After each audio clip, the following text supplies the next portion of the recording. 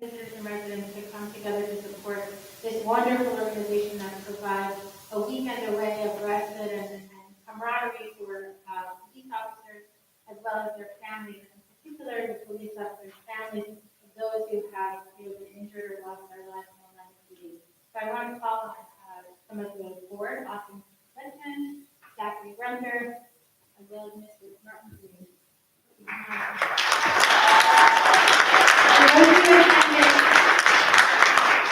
Those who attended the event, I only caught the tail end, unfortunately, but it was a really wonderful event for our community with so many people there, raised a tremendous amount of money for the organization, which really does such wonderful things. I'm going to ask you, Austin, if you wanted to say a couple words about the organization. Sure. So first and foremost, I want to thank the city council, the city manager for giving us a proclamation today. We really, truly appreciate it. I want to thank you guys for the support that you gave us this past weekend. So as Umi said, Law Enforcement Officers Weekend has been around for the past 3 years. I'm a police officer with the NYPD. And when I was in the academy, officers Lou and Ramos were both assassinated back in 2014. So I decided to come up with an idea to create a weekend away from the stress of the job. And we host it every year up in Lake George, as we said, specifically really for the families of the officers that were either seriously injured or killed in the line of duty. But it's also for all active and retired law enforcement officers, not just police, but probation, corrections, parole, etc. What we're going to be doing in 2020 is we are expanding. Umi approached me a few months ago or so, and she came up with the idea to host an event of the same statute, here in Long Beach. So what we're going to be doing in the summer of 2020 is hosting a law enforcement officers weekend here in Long Beach, specifically for the families of officers that were injured in the line of duty.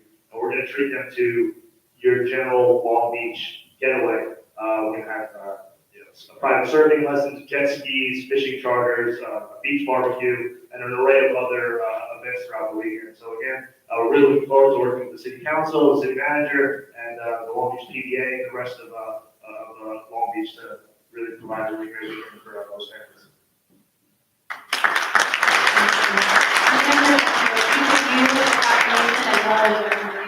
So let me just have this out to you. You have to be in front of the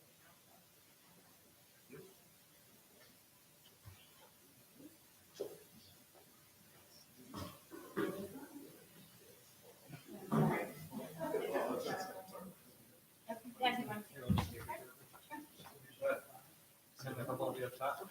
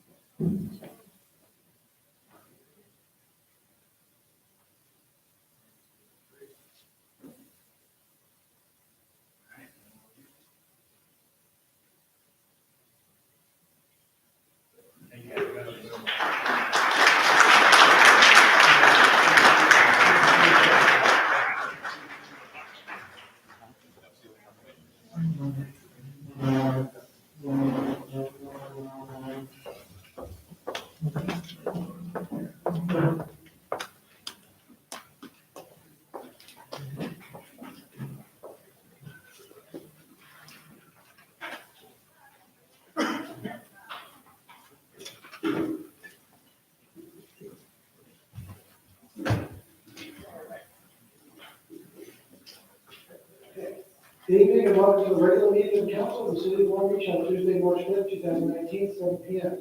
Roll call, Councilman Bendel. Present. Councilman Mandel. Here. Councilman Moore. Here. Vice President Bradley. Here. President Romo. With the record indicate the presence of acting city manager Robert Anastasi and Assistant Corporation Counsel Gregory Kalminski. Will now listen to the flag.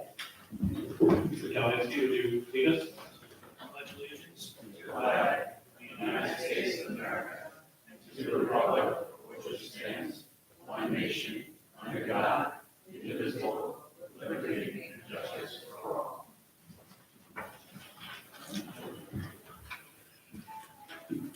Okay, time for the city manager update. Okay, thank you. Fortunately, yesterday's snowfall was not nearly as bad as predicted, but the city was prepared regardless.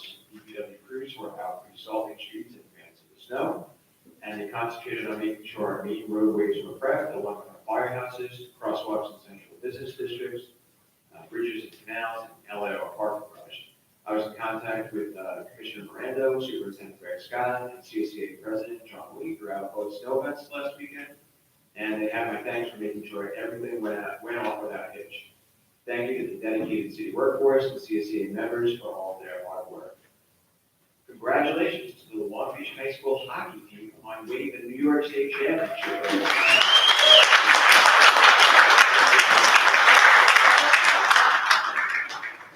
The city council will be presenting Coach Joe Grant and his team with proclamations and an upcoming meeting to commemorate this extraordinary event.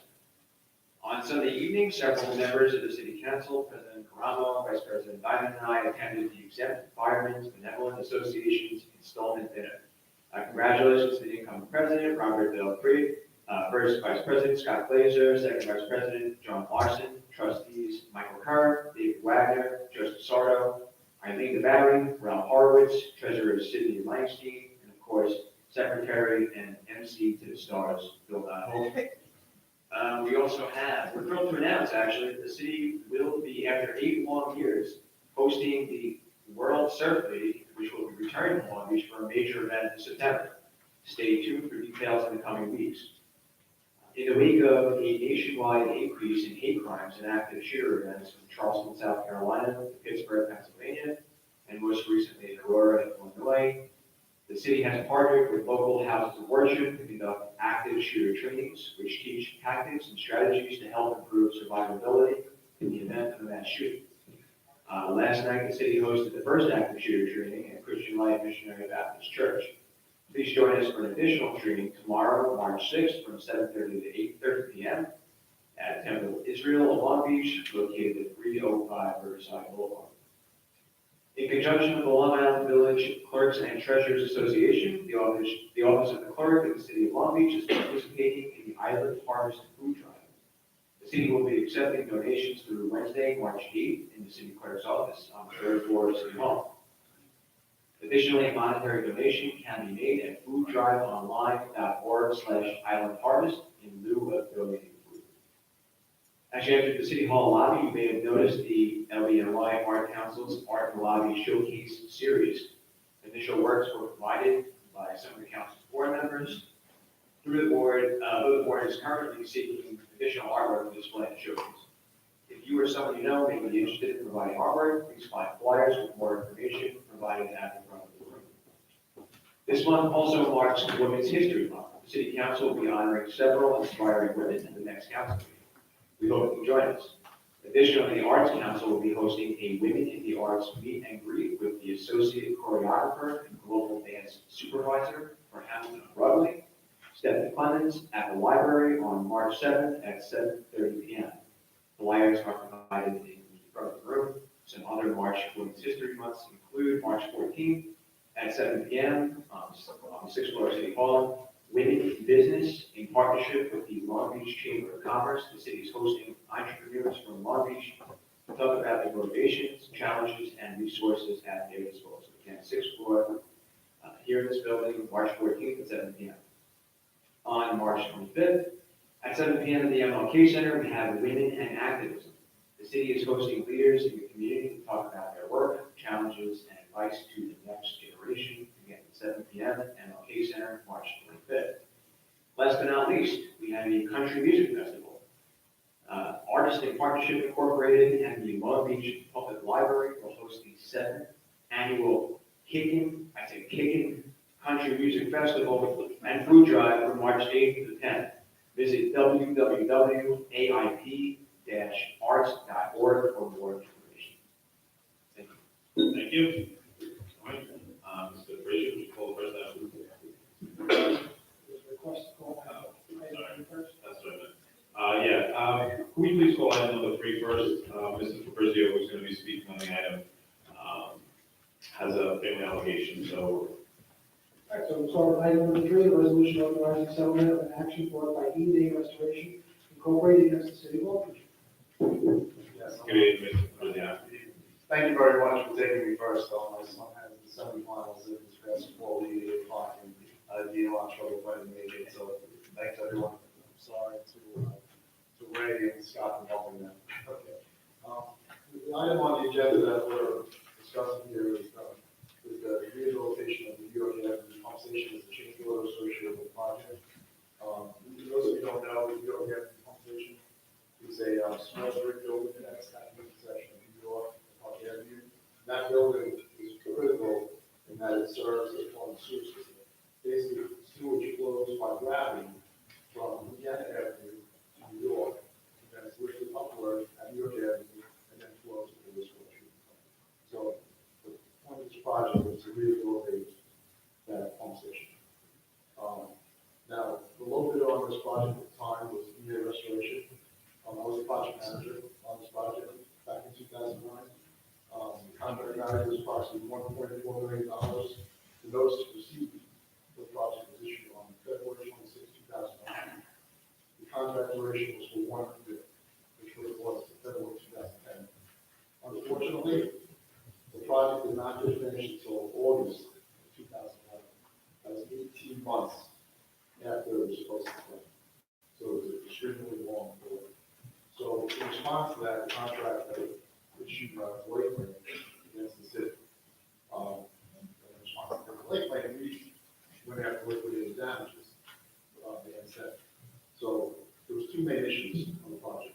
One, there was underground obstruction and encounters, and again, we did put in what's called an interim bypass chamber. This was basically a manhole that had to install first to bypass sewage around the plant. When they started to dig, at the time, they found a big obstruction. It took us basically 6 months to resolve the change order at the time, and it had to ultimately be removed.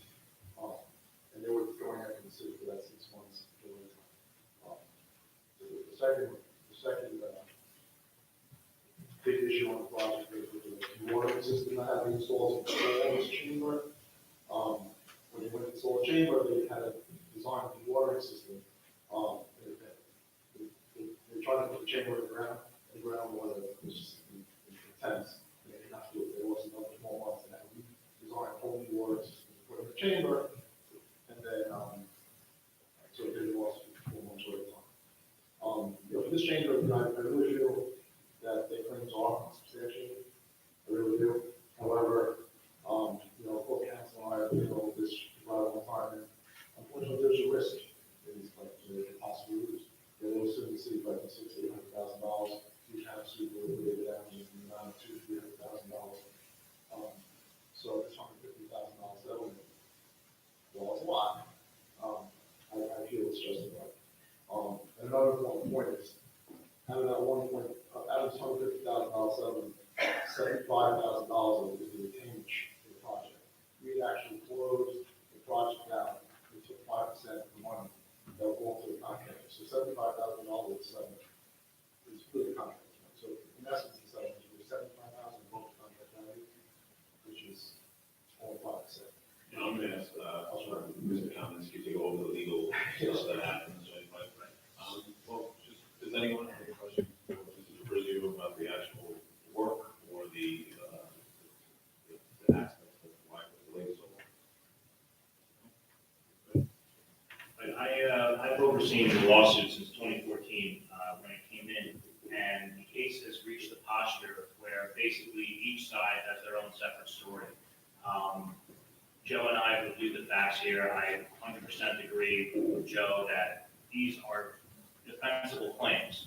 But the problem is, when you have two divergent set of facts, you have to bring those facts in front of the trier of fact, which is going to be a jury or a judge. And I'm of the philosophy that no matter what, even if you have every single thing in the case going your way, you still have about a 10% chance of losing a trial. And the exposure here, if we lost the trial, would be massive. It would be something to the tune of $1.6 million with statutory interest going back to 2011. On the other hand, the settlement that we have worked out, like Joe said, $75,000 of the $150,000 is basically money that we owe them under the contract anyway. And a necessary component to doing this trial would be retaining the delay expert, who would testify on our behalf and basically say that the city did nothing wrong. However, these delay experts, given the amount of paperwork and documents in this case, as well as the length of the project, would have cost well in excess of $100,000, according to estimates that we've received from two delay experts.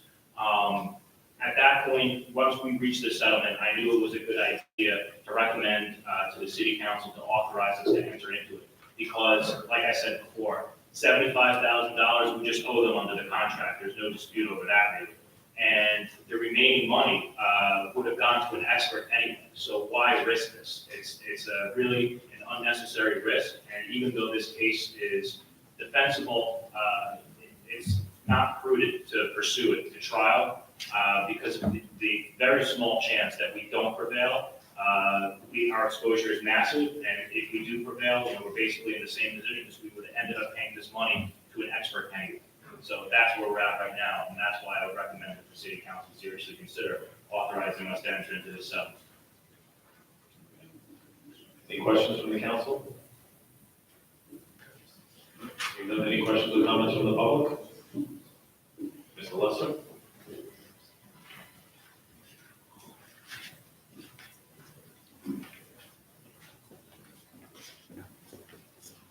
Good evening. State your name and address, please. Roy Lester, Long Beach.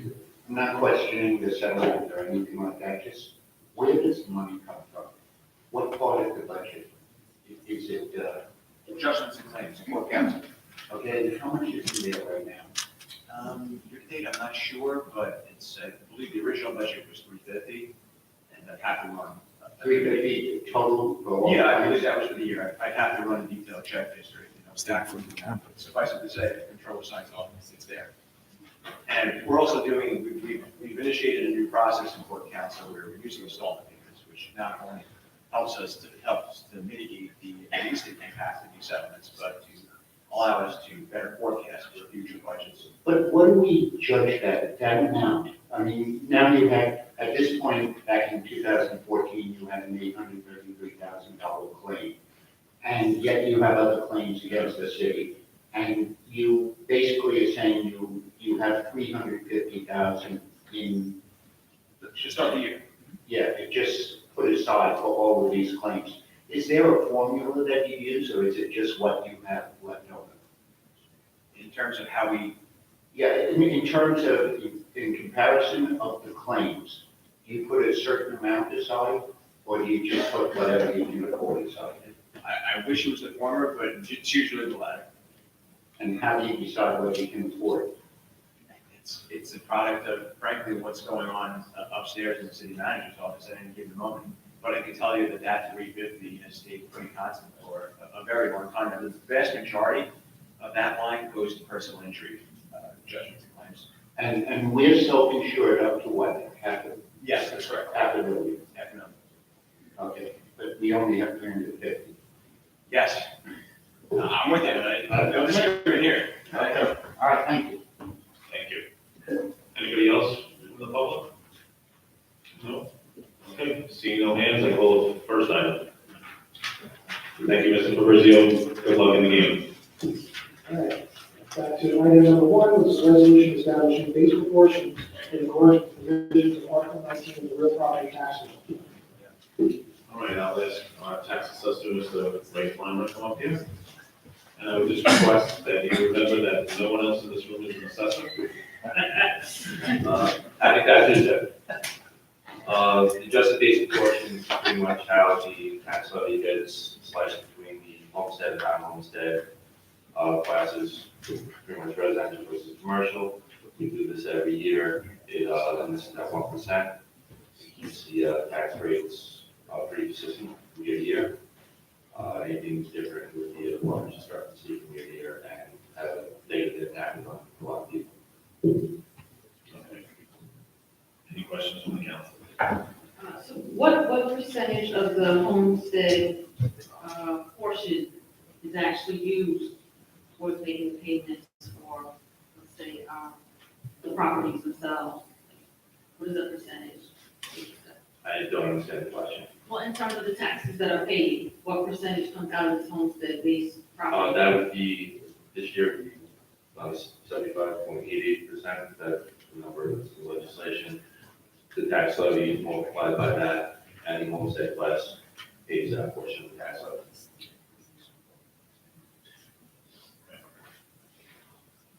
Anybody else for the council? So maybe just the clarity, because some of us were going through this with the tax assessment the last couple of days.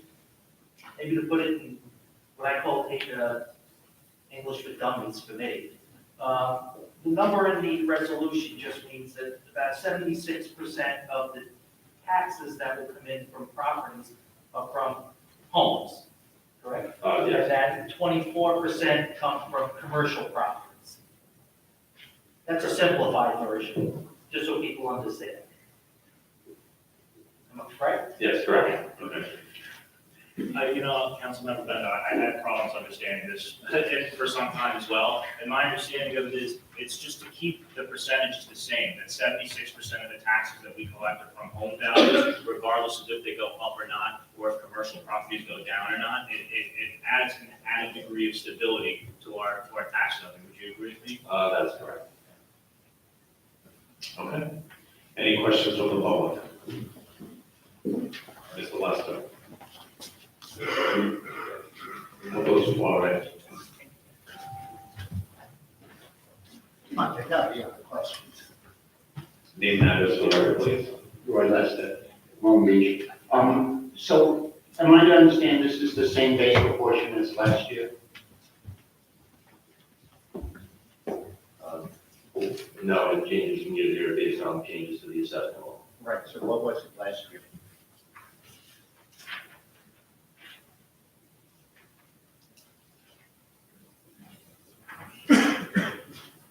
I would have to get back to you now. So are the homeowners paying more now or less? This year, for 18-19, it shifted towards the commercial class. So the homeowners are paying less of the burden. All things being equal, it's a little bit less. And does this include the condos? I think they're in the, Condos would probably fall into the homestead sections. I don't think so. Okay. Condos that were built after 1974 and haven't been converted or considered homestead, anything that's been converted, such as Granada Towers, would be non-homestead. So do we have any idea what the proportion is to the number of condos that are? I'd have to get back to you on that. Okay. All right. Okay, thank you. Mr. Linehan, sir?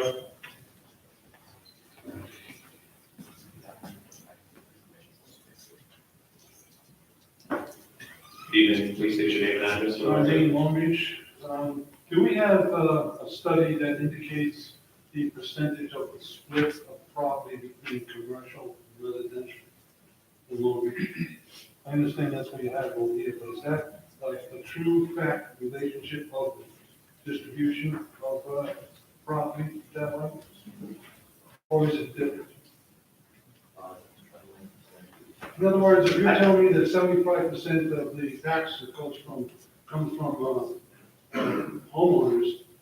and 25 is from commercial, I want to know what the split between commercial property is, 75 and 25, or it's 66 and 33. So maybe the rate should be 33 and 66. That's what I want to know, what the split is. Sir, it's not based on necessarily a study, it's based on records that are maintained in the tax assessor's office with respect to the combined assessed value on both the homestead and the non-homestead portions. So there's no formal study, but we know what the assessed value is. Well, I understand what you're saying, and so I'm going to challenge the formula. I think it's improper, and possibly improper representation, causing me to pay more taxes as a homeowner. And the tax assessor will explain how that's determined.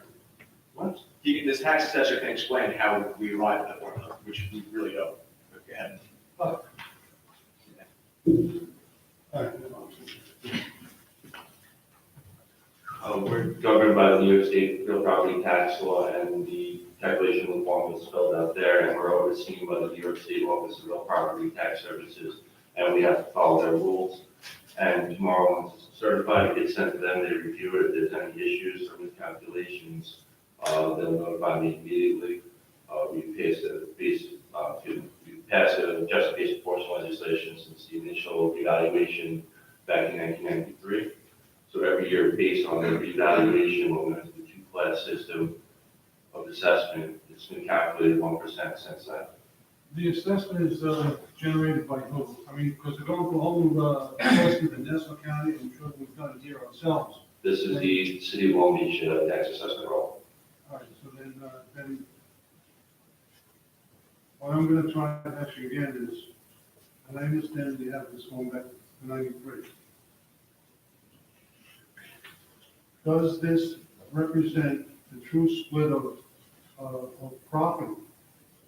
Is it 75 homeowners and 25 commercial? Because if it isn't, then the commercial is underpaying and the husband and the homeowner are all paying. I understand what you're saying. We may be following the letter of the law, but I don't know that the letter of the law is beneficial for Long Beach. And back in, I think, 2008 through 2011, when we were losing non-homestead value, the shift to residential was capped at 1%.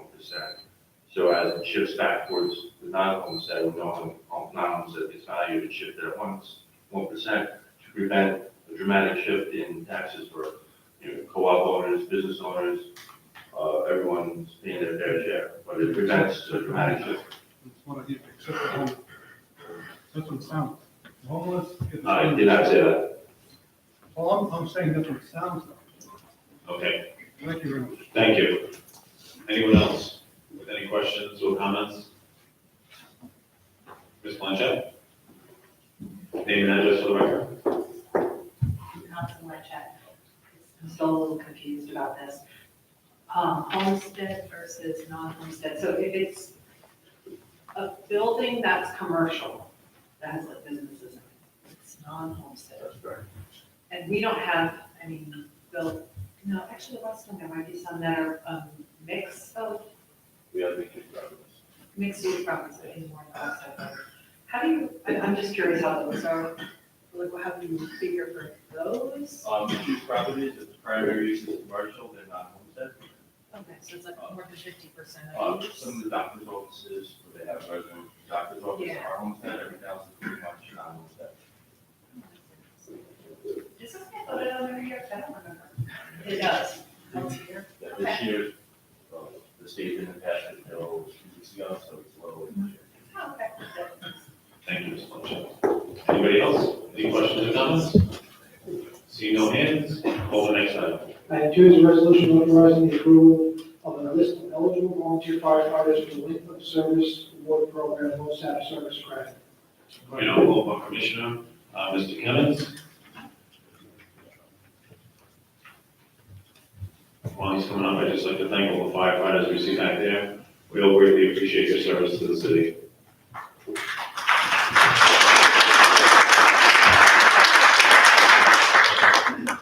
Good evening. So if everybody's aware, in the latest audit that the city received, one of the notes was that our fire department's LoSAP, our Length of Service Awards Program, which is a pension program authorized by the state of New York for volunteer firefighters. We've been in the program since January 1st, 1994.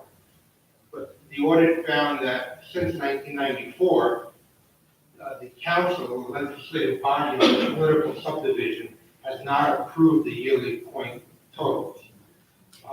There was, I guess, a little glitch in the system. It was geared towards fire districts and not necessarily a city. And that's what the oversight was. This is the first year that the legislative body, you, the city council, have the points, the members who have reached their 50 points in the program for the approval. So it can be submitted to our administrator, Hometown Firefighter Services from Bohemia to process the members for their yearly points. Every member in the volunteer fire department gets points for different categories, attendance at calls, drills, training, and standbys. And once they reach that 50-point total, they get credit for the 1 year of service. Our program is the bargain basement of the programs. The least amount that a volunteer firefighter can earn in the pension system is $20 a year for 20 years, making him eligible for $400 a month at age 65. We're the only department on Long Island that is at $400. Everybody else is at least $800. That's a topic for another day. We get tonight just to include. But we have a group of dedicated volunteer firefighters, men and women that come out of the house day and night, weekends, lead family parties, to help their neighbors. That's what it's all about. And this is just approving 81 members who obtained their 50 points for the year. Okay. And we'll have to do this every year now? Every year going forward, yes. Okay. Is there any other questions for the council? And this is something that should have been done every year prior. Since 1994, correct. Any questions or comments from the public?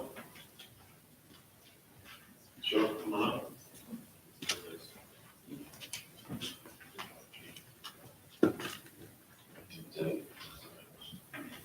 State your name and address for the record. Hey, Vernon. I'm very happy the council is approving this measure tonight. The length of service award, as previously explained, provides retiree benefits for our volunteer firefighters. Our auditors have pointed out that the council has not been approving the list of eligible volunteer firefighters that are able to receive benefits from LoSAP, as required by law. This resolution ensures that our volunteer firefighters who put their lives on the line for us receive the proper benefits they deserve. And I encourage the council to pass this tonight and pass this going forward. Thank you. Thank you. Any other hands? Sure. Mr. Delory, come on up.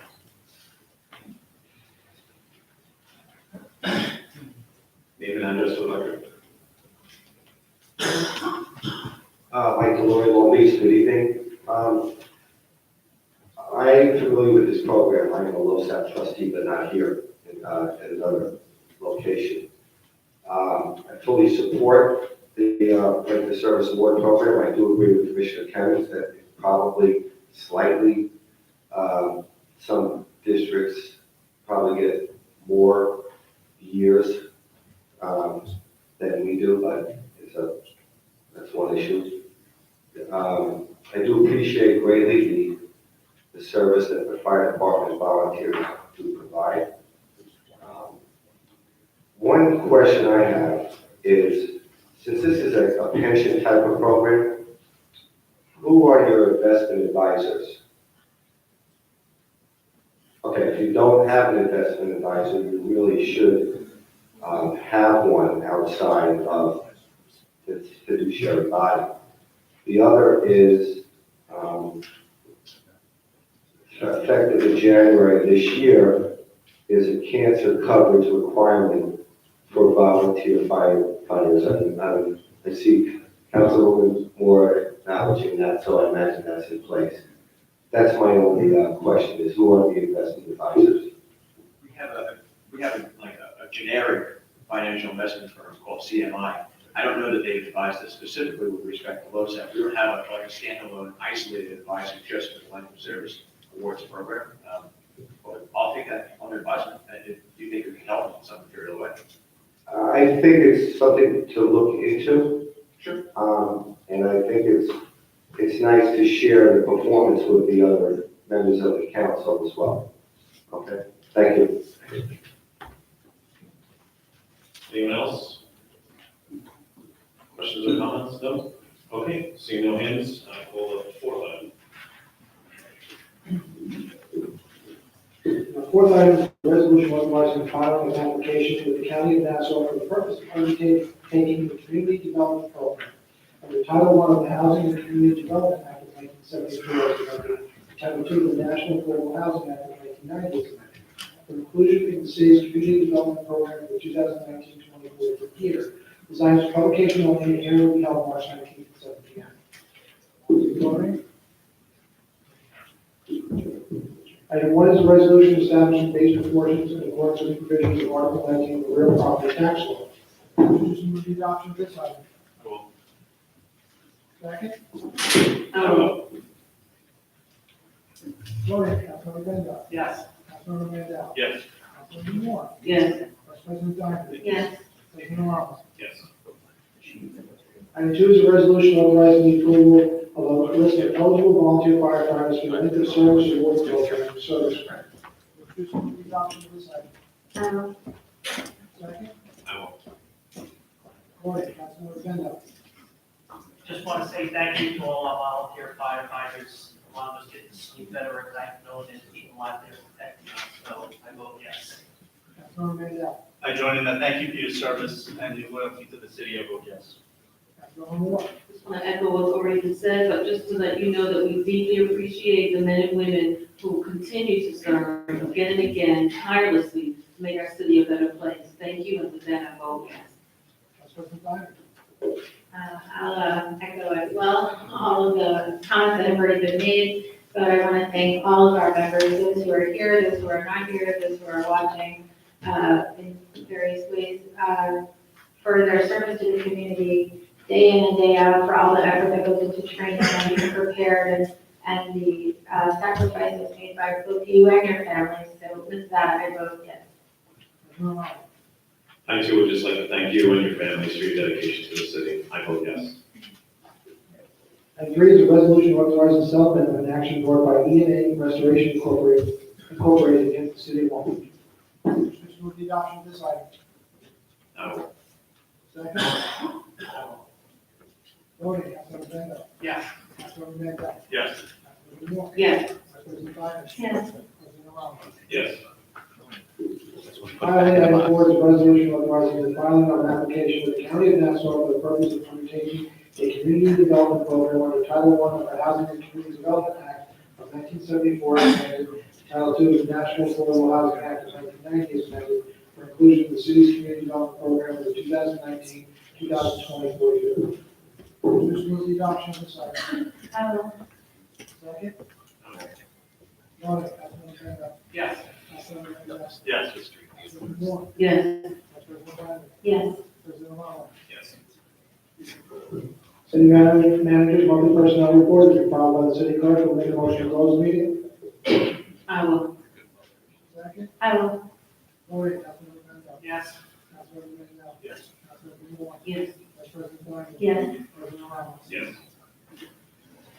Okay, we enter our good and welfare portion of the evening. I just ask everyone to remain respectful of others. And once again, you will have 3 minutes to answer your questions or give us your comments.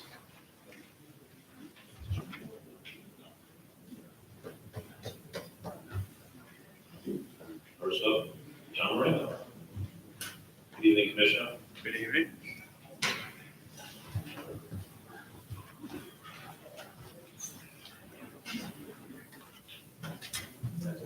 John Miranda, 1 Westchester Street, Long Beach.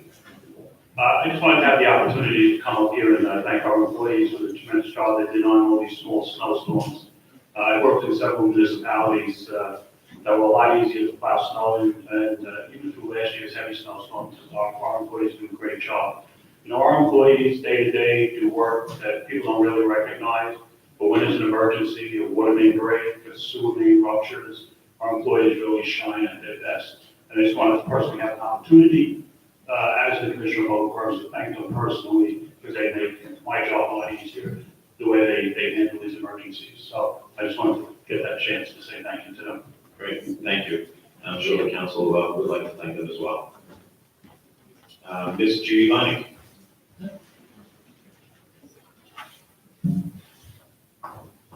Good evening, Ms. Bonnie.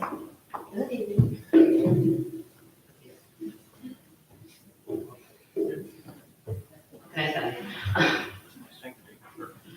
All right, I'm here speaking on behalf of Long Beach Ware, as well as myself and a lot of other people.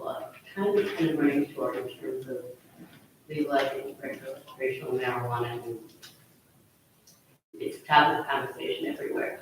I have brought some information to you, but there was a Phil's email that highlighted what the proposals are within the Senate should it be divorced from the budget. One of the things, this is not reproductive, this is not about outpacing, this is about probably taking everything that puts our city and our kids in jeopardy and putting it in one bill. Did you know that the bill or proposal prohibits child neglect or abuse investigation based solely on any parent's use of the drug? It also prohibits toxicology tests for marijuana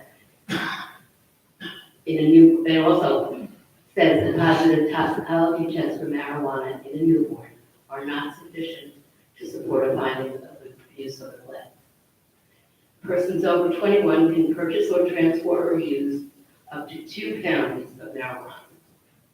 Stores must have street-level entrance on a public thoroughfare or an arcade leading to a railroad terminal. To have an on-site business, the city, village, or town where located must expressly authorize this. So this kind of one place where you guys come in. Persons operating motor vehicles are deemed to give consent to a chemical test in determining alcohol or blood use or drug use, but not to test for THC. THC is the active psychotropic that will tell you whether someone's impaired. The proposed tax revenue makes up approximately 1/5 of 1% of the entire state budget. Period. In Colorado, for every dollar collected in tax revenue, $4.50 was spent mitigating the damages, training law enforcement, treatment, mental health issues, etc. There are more marijuana stores in the state of Colorado than there are Starbucks and McDonald's combined. The weed of Woodstock had a THC component of approximately 10%. Today's product goes from 30 to 40% up to almost 98% for concentrate, what many used to use, called dabbing. Here's the real kicker. With the town of North Hempstead passing a ban on sales, and the town of Hempstead passing a moratorium, where do you think kids in Nassau County are going to come to buy their weed, as well as the adults? Does Long Beach really want to be known as the weed capital of Nassau County? Because that's what we're looking at. I've included in the packet for you both the highlighted proposals as well as the town of Pleasantville and the town of Muncie, one of which the town of Pleasantville enacted an ordinance kind of just objecting to it to the governor, to the legislature, and added to that zoning changes that prohibit under zoning laws. The town of Muncie just prohibited. So again, I would like you to take a look at it and understand why every medical association, every child advocate association, every law enforcement state in New York will test. Thank you. Or Ron Benjamin.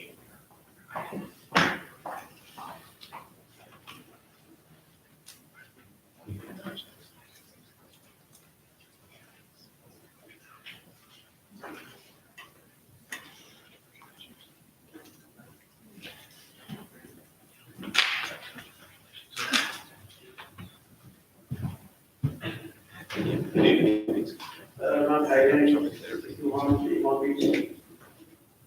I like my glasses in the car, so I'm a little slow. Evening City Council and City Manager, I can see. Was any investigation started about I'm just following up on my last time I was here.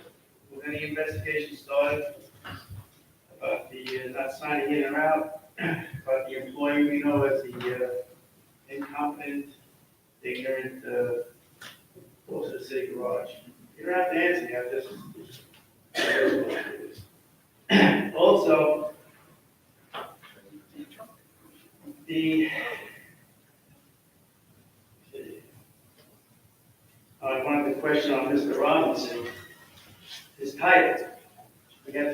as it was. I'm looking for like the final title, if it's available.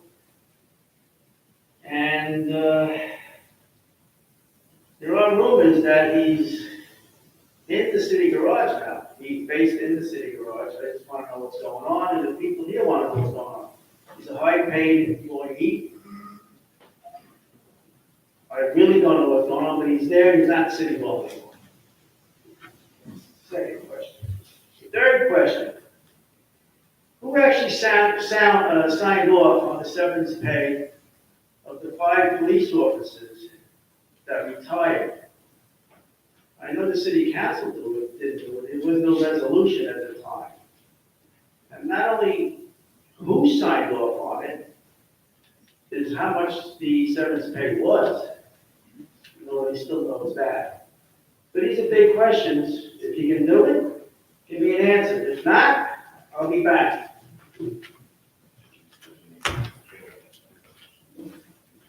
Okay. With respect to the separation pay, those are authorized internally by the city manager, whoever the city manager is at that moment.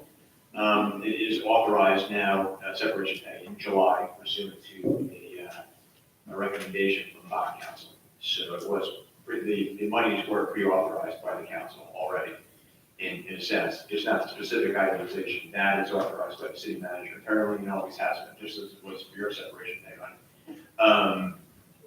Turning toward your next question, on the monthly personnel report, the employer that you mentioned, his current title, as of right now, is Director of Operations. That happened on February 5th. While it's a personnel matter, and I'm not necessarily at liberty to discuss very much of it, his current seating arrangement, as you understand, it is also correct, and proactive methods to address this have been utilized to date by myself. The council is aware of those efforts, and beyond that, there's really not much I can say at this time. Okay. Mr. Philschlitz.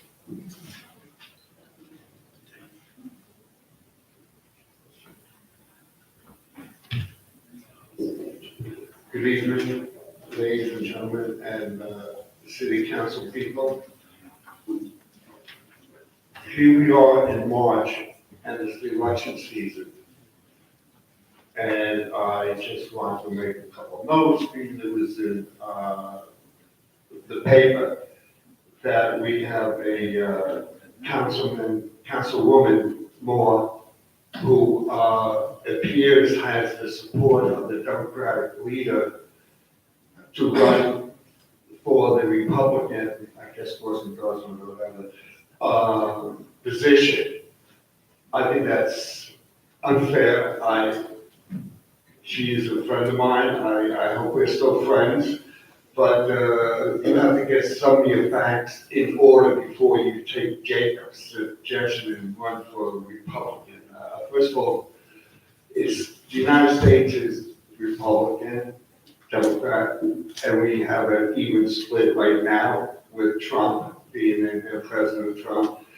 But yet he took a big blow this past election with the Congress going into the Democratic hands. Now, so I hope you take that into consideration and realize that Long Beach is special. I've been here 10 years now, and I've been coming to meetings for 8 of those years, and during all of that time, it's been Democrats. Now, I am a Democrat, so I take pride in what I stand for and what my party stands for. And I think a person running on Democratic line and also wants to support a Republican line is going to have a difficulty in Long Beach. I will have the numbers next time I speak as far as the Democrats, Republicans, conservatives, liberal in Long Beach. And I hope you read those numbers loud and clear. And the Democratic Party put you in power and supported you. But function, I very rarely see you anywhere. But yet, that doesn't make any difference. I would like to know, is this rumor just a rumor, or are you gonna talk about it So later? I'm not sure, I don't really believe that this is appropriate for this meeting. This is a city council meeting where we discuss the issues of the city, but I will say, in terms of point of clarification, I am still a Democrat. However, I am on the coalition ticket, and that's really all that I can say about that. It's unfortunate that, as an incumbent, I am not a part of the other ticket, but that's fine. I think people will understand that all of us want to do what's best for the city, and I'll just leave it at that. But thank you for asking the question and making the clarification. No, I've not changed my party affiliation, but thank you for asking the question. Okay, thank you. So, Thank you, that's your time, Mr. Schlitz. yes, I'll be back other times, because I'm the 3-minute man who spoke about 3 minutes. Fine, I accept you saying that. I was just trying to say, we'll be back, that this is a political meeting, basically. We have Democrats, Republicans. Thank you. Okay, and you have to listen to both of us. Thank you. Thank you. Next up, we have John Dean. While he comes up, Commissioner Tagney, have you heard back from the county about the traffic study we asked for on Park Avenue in the West End?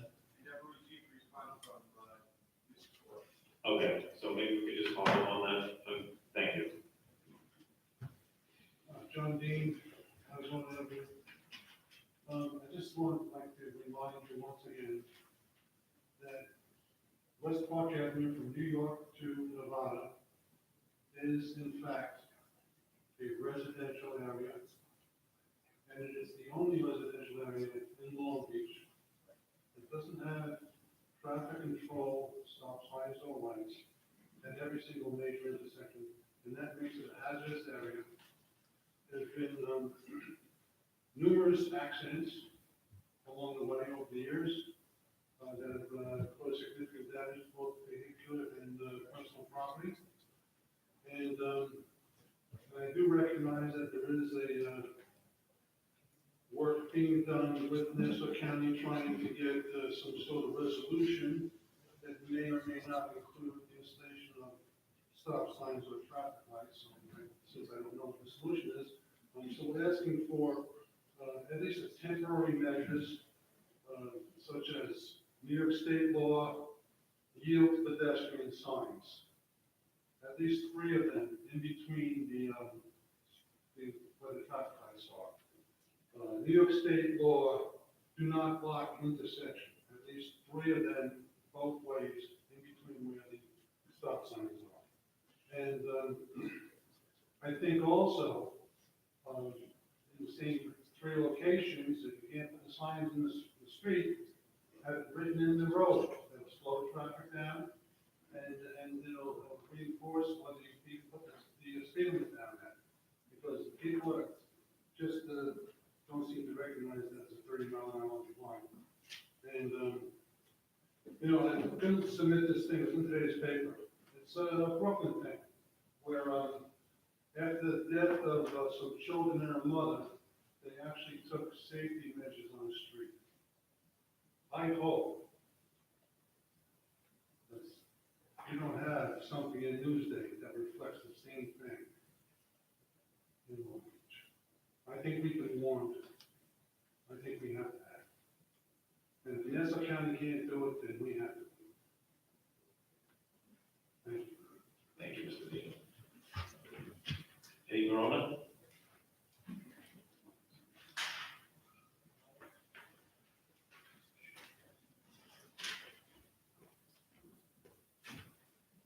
Eddie Vernon.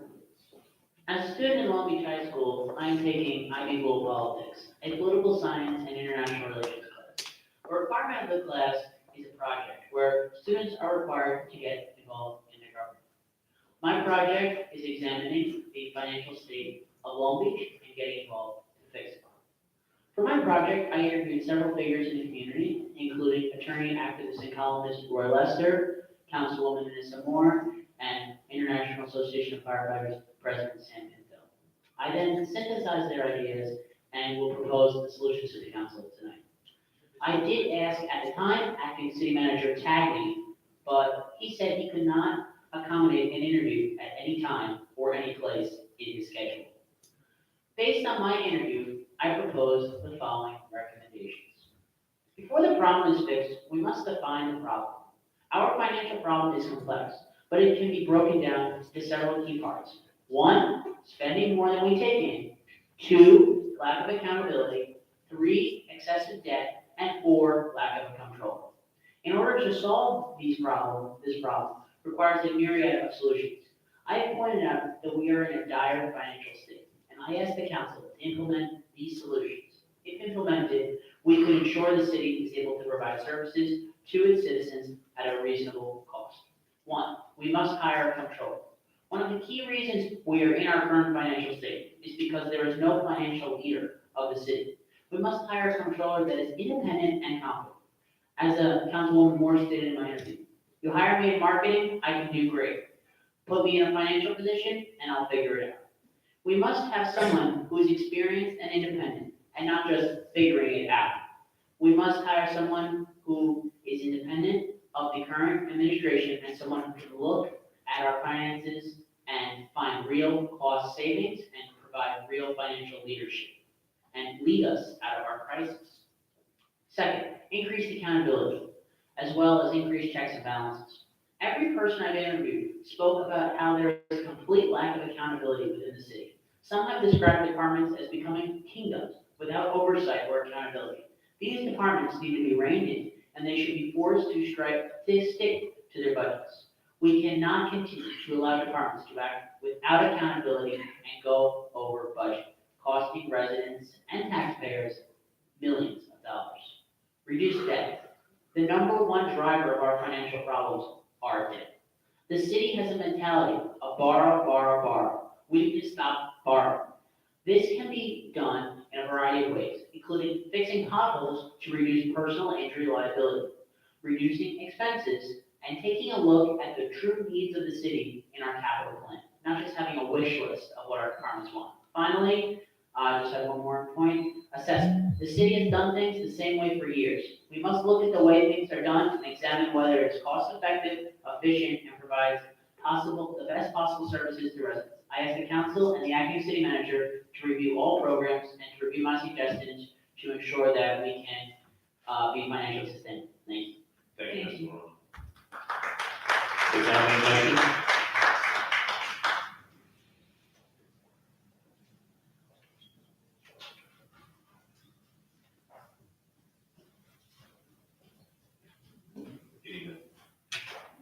Good evening, I'm Ian Hesh in Long Beach. I guess Eddie stated it better than I did, but Moody's downgraded the city's credit rating. You're aware of that, I'm sure, and I'm wondering if there's been any discussion about it among the council members. I know that Jack was very big on borrowing, but I never heard anybody stop him. Nobody ever said no when he suggested another bond. So I'm wondering, especially President Ramos, since you've been around the longest, do you feel responsible for that downgrading where we're almost at a junk bond level? There's lots of factors that play into that, yes. So you do feel some responsibility? But I think the borrowing that we've done is almost exclusively, for all the infrastructure work we've done. So you gotta pay for those projects somehow, and that's what bonding is for. Well, we have raises that didn't seem necessary and also some new personnel. Actually, I think last year we cut out almost everyone's raise. So the amount of money that we've been downgraded, seems like there's gonna be a big tax increase coming. Has that been discussed at the council yet? I don't foresee that. You know, how will we get out of that? How will we raise ourselves? We just started the budget season. I know, but you don't think there'll be a tax increase? I mean, there's always inflation, right? Read my lips, no new taxes. Okay, I have a second question, different topic. Last week, I understand that the sister of Malcolm X was at the Martin Luther King Center, and I understand she did a fabulous talk, and I certainly would have been interested in attending that. but it was not publicized until afterwards, where people on Facebook were saying what a great day it was and how good for the city to sponsor such an event. So I'm wondering, why wasn't it publicized in advance if it was a city-sponsored event? My understanding is it wasn't a city-sponsored event, and actually I found out about it after it happened. We have such a big publicity department now that, we're paying somebody $3,000 a month. And this, do you know if it was city-sponsored? I was told it wasn't a city event, and No, I was told the same thing. I was told that it's not a city-sponsored event, and that's why we couldn't get the information out to the public the way that it needs to be. If it was city-sponsored, we would have paid her. And, no, she didn't, there was no pay involved in it. She actually donated Well, her time. I think that people in the city would have appreciated knowing that. So somehow they can word it. It's so easy now on social media. Thank you very much. thank you. Ms. Treston?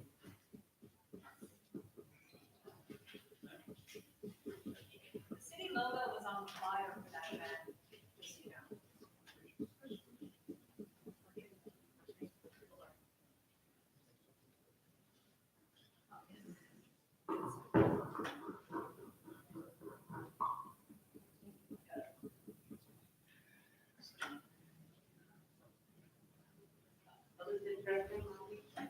Like to follow up, sorry, just on 2 points.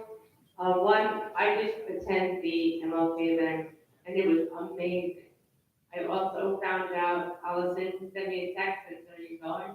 That's how I knew. So if you're saying that it wasn't a city-run event, the LEO weekend was not a city-run event either. So you can't do that. Mr. Iacocci, you had a press conference in the lobby. Why was there a press conference for something else? There's no fairness here. Mr. President, I didn't hold the press conference, that was. That was someone with the video. But I can tell you, that was planned months in advance. And actually, I wasn't planning that press conference at all. I found out about it that morning, to tell you the truth. But that notwithstanding, this particular event, I didn't know about it until the day before. And as soon as I found out about it, I authorized the use of the city seal on what promotional materials we put on. Just to note that it was being conducted in conjunction with the city. So then why was there on face? Do you not see that there's unfairness? If you can't see that there's unfairness. I think that the next time that something like this happens, the best approach is early preparation. I think this. Oh, I agree with you. Yeah, unfortunately, I didn't find out about this until the day before, but next time, hopefully we'll be able to get our. So how do you think that we can I plan just that? need clarification, are we still referring to the event that took place at the MLK Center? Or are we talking about the other events? There are 2 events that. Yeah, no, I was moving more toward the MLK Center. Okay. That's the one I found out the day before. Actually, the other event in the lobby, again, I wasn't planning on attending that press conference at all. I found out at 9 o'clock that I'd be giving a speech. So, that's just how it shook out this week. So I think, just again, to go back to our acting city manager, I think that we really just need to establish some kind of protocol for what happens when there's an event that the entire city could benefit from if a member of the city council is working with that event. Because this is not the first time that this has happened. This is now going into the 4th year of this. But when I have events, I'm told that it's not a city event, therefore I can't share that information on the city's media. So if that's the rule, then we need to have that in writing so that now we'll know, and then that way I can get the information out to people who follow my page. But if, it seems logical to me that if there's a member of the council that's doing something, then that means that it's for the entire city because we represent the city. It makes sense that we should have the opportunity to get the information out to everyone. I just think that to me seems fair and that seems logical. Yeah, I think that's a fair point. I think that preparation with respect to these events is also key, and the more advanced notice the city gets, the better, and the easier it will be to all. Yeah, and I enforce agree those with that. protocols. Yeah, I agree mean, with you. when you have someone like Ms. Shabazz coming, it was 2 days, and we had 2 days to turn around. She was coming for free. She was in the Westchester area, and she was willing to come and stop by the Long Beach in terms of coming to the center. That's how it happened. It's not a situation where we were once out where we could plan. We just wanted our city to take advantage of the opportunity. Thank you. If the city actually had a social media policy, I heard about it. But there was some chatter. Do we have a social media policy yet? You emailed me about it. I emailed you about it a couple of years ago. Every single time. That's just, you 3 minutes, Mr. I responded. Okay. Thank you. So I have that question answered. If you continue, just explain the information. We have our director, Mr. Tupper. If you can continue that answer, please. She's asked me for it, and I provided it to her every time she's asked for it. Thank you. And just to It's on, clarify, it's on the social media. it says a Facebook policy. Yeah, it's on, Specifically Facebook. specifically Facebook, yes. But that's not a city social media policy, right? We're not going to get to it. But my other question, just real quick, is that you promised Mr. Romo that you would answer our questions at Good and Welfare, and Ms. Diamond was unable to answer them last time. So if you could just catch us up on those questions, that would be great. Thank you. Okay, thank you.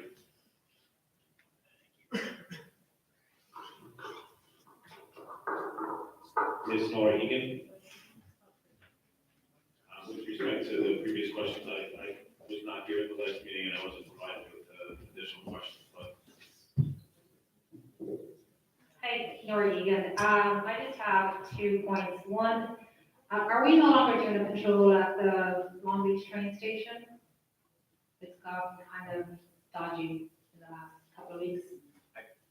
Commissioner Pat, you can answer that question better than I do. I understand it's part of routine patrol. Yeah. I mean, we've also been in contact with the FDA, you got additional control from that. Okay, because it has been kind of hairy recently.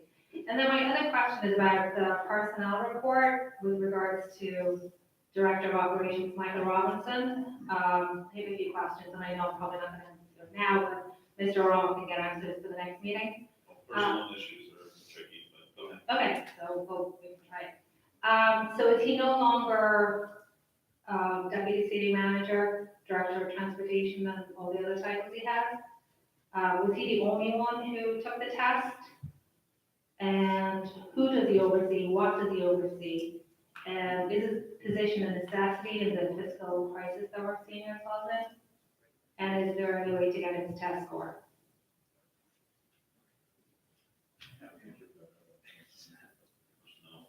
I mean, yeah, I'm loath to really delve into this topic because it is personnel related. As far as exacerbating the fiscal crisis, no, there was no change in overall compensation for this particular employee, so I'm comfortable answering that question. Okay, so what about his titles? How many titles does he have now? 3, 4? From what I can see and from what I know, my own knowledge, it's been consolidated to one title. That's currently Director of Operations. One title. And who does he oversee? It's all the job specification that accompany the appointment. Okay. Okay, and then actually, just one more point, Mr. Rama. So we missed you addressing last week's meeting, questions from last week's meeting, and the previous meeting. So the next meeting, you're gonna have to do 3 catch-ups. And also, when you are absent and Ms. Diamond takes over or Ms. Moore takes over your position, shouldn't they be provided with the answers? Unless, of course, you get sick last minute and you can't, but shouldn't all the council members know the answers? Yeah, we're normally provided with the questions from last time. It's not something that I put together myself. No, I understand it's not you, but you just get handed the answers 5 minutes before the meeting, The day of, yeah. the day off. So, The 5th floor is pretty well understaffed, and it's a lot to ask people to go through the previous questions and come up with all the answers. So it does take some time, so it's usually day of, yes. and you're the only one who receives the answers, or does all the councils included? I don't see, I mean, it's usually just sent to me because I'm the one that's gonna usually deliver the answers, but I have no problem with anyone seeing answers to questions. That doesn't, you know.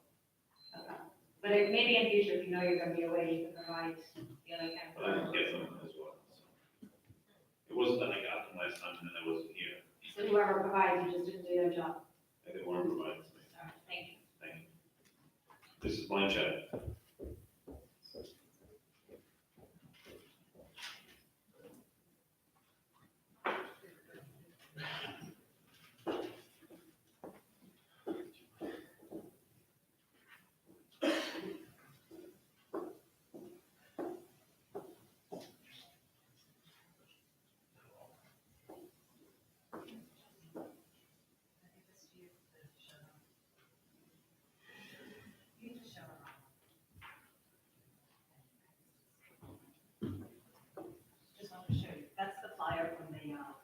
event the other day.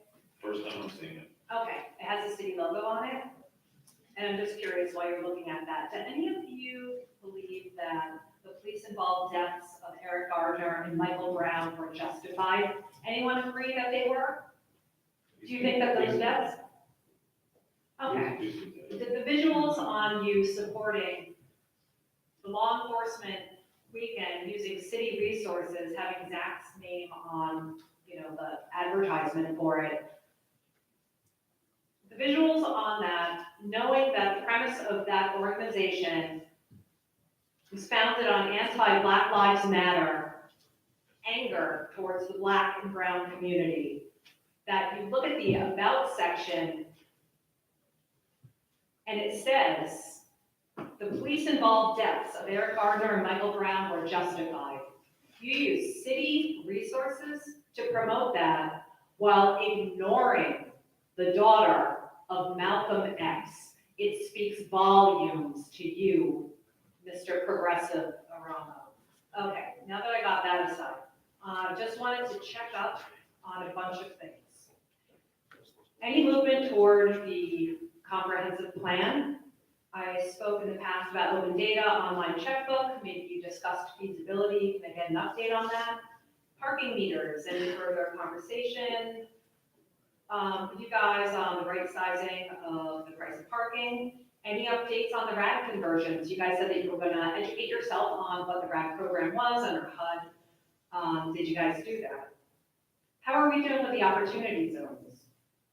The LDC, Rob, I believe you said that you were looking into reviving. Do we have an update on that? I certainly hope so. I immediately am thinking of like a potential marina, maybe on the bay side. I know that's been brought up in the past. Handing over a little bit of space to the LDC to kind of put life in that would be amazing, just an idea. I asked Greg Kalnitsky for procuring bus amenities. Why is Michael Robinson in the, did you just banish him to Siberia? Just curious. Can we get an update on, maybe at the next meeting, the 2018 CDBG awards? There was a minority business program that I'm curious if the money ever actually got allocated for that. And I'd also like to give a shout out to Mark McMoore for his amazing work on the, he did a study on the Black economy that was released by Jack Schneer. Are we ever going to get a bus map with bus stops on it? Any movement towards resurrecting commissions? Yesterday, de Blasio, New York City mayor, signed legislation to launch a basement apartment conversion pilot program to create a pathway for transforming informal housing into safe, legal, affordable dwellings. I'd like to just plug that into your ears so the city can maybe someday stop criminalizing affordable housing. Okay, your time is up. Thank you. Thank you, Ms. Blanchett. Mike Delory.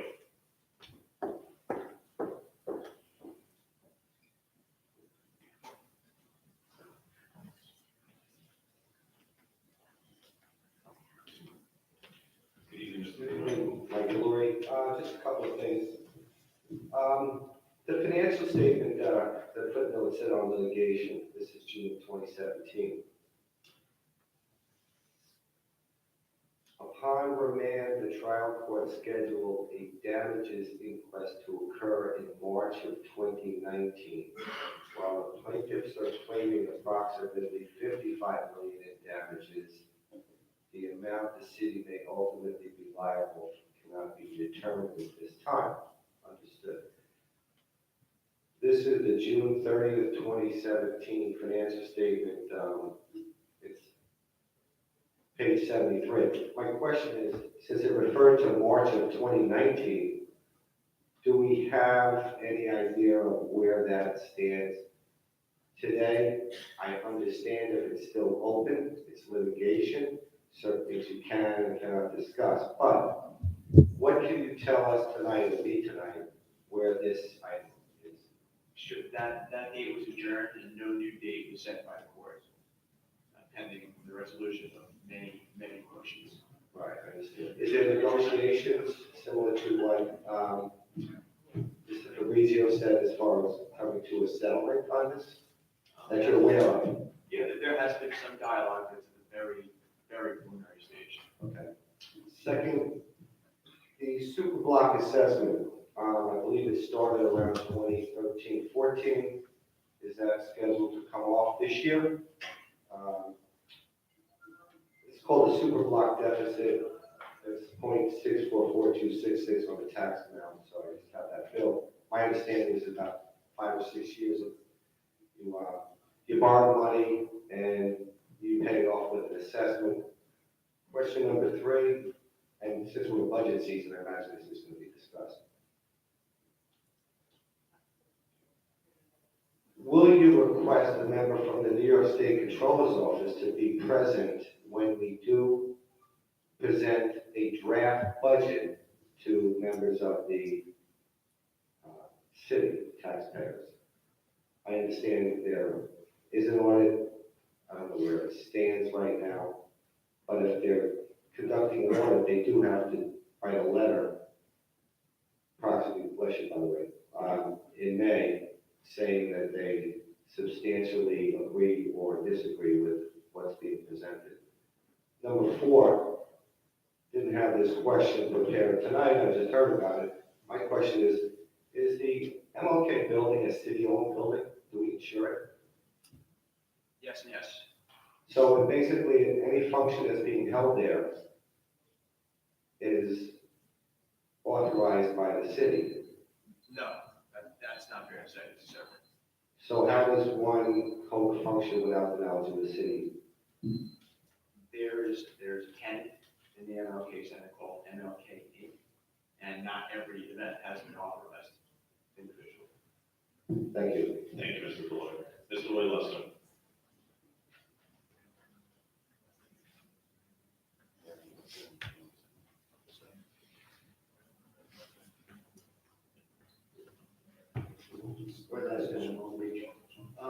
Mr. Romano, it's the question and answer thing is not working. I don't know if you can see that or not. In the old days, before you had the edict, we used to ask a question and you guys would graciously answer it. Now you just don't answer the question and you say, well, we'll answer it later. And the later comes and now you're a month, by the time of the next meeting, you'll be a month behind in answering the questions. People come up here, they ask you questions. Some of the questions Some can of be them, answered. yes, Are answered. but Some a lot of can them- be answered. and you said- Someone's gonna come up there and ask 15 questions, that's gonna take an hour. And we can't answer it, it's just not possible. Not all of them, but there are a lot of questions, and like you said, you weren't here last time, so you couldn't answer it. The time before, the fifth floor is too busy. Come on, we deserve better. All right, anyway, The fifth floor too busy was in reference to the fact that I usually get the answers the day of the meeting. well, should get them before. Okay, the director of operations, 117,000. That's, I know you're a little busy too busy to answer some of the questions, but Ms. Egan was asking about it, how many people took the test? Mr. Cagney said he understood one person took the test.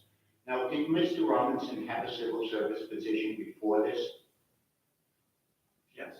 He was in civil service. What position was that? Again, Mr. Lister, this is a slippery slope, so I'm very reluctant to go down this road. So you won't answer. That's all right. I can understand. You won't answer. So now he has a civil service position as director of operations. Now, you saw the job qualification for director of operations, and basically the director of operations is an assistant to the city manager. You read the qualifications, didn't you? I did. Yes. And now you've also hired an executive assistant to the city manager for $105,000. Now, when Mr. Cagney was doing this, he was not only police commissioner, he was acting city manager, and he didn't have these assistants. How do you do it? Actually, he did for most of the time because Gordon and Ryan were here for most of Commissioner Cagney's tenure as acting city manager. Not towards the end. He was doing it.